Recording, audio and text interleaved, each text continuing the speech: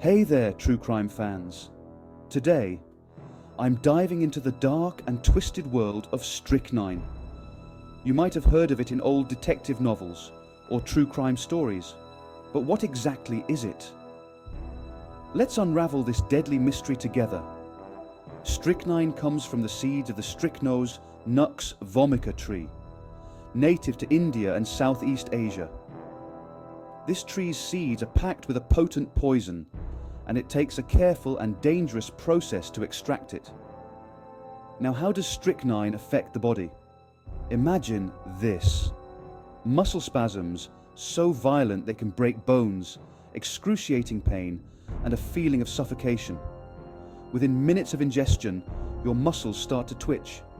Soon, you're in full-blown convulsions. The ultimate cause of death?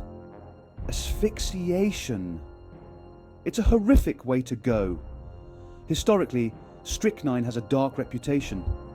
In the 19th and early 20th centuries, it was a popular choice for poisoners. One infamous case? Dr. Thomas Neal Cream, also known as the Lambeth poisoner.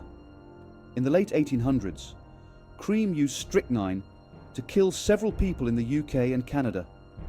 He even tried to frame others for his crimes, but his arrogance led to his downfall.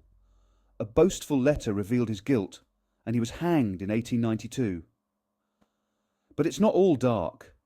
Strychnine has had some legitimate uses. Believe it or not, small doses were once used as a stimulant and laxative. In the 19th century, athletes used it to enhance performance. Imagine that. But due to its dangerous nature, these uses have mostly been abandoned. There are also some unexpected health benefits. In minute amounts, it has been used in traditional Chinese medicine to treat various ailments. But remember, the line between a therapeutic dose and a lethal one is razor thin. This is one remedy best left to the professionals.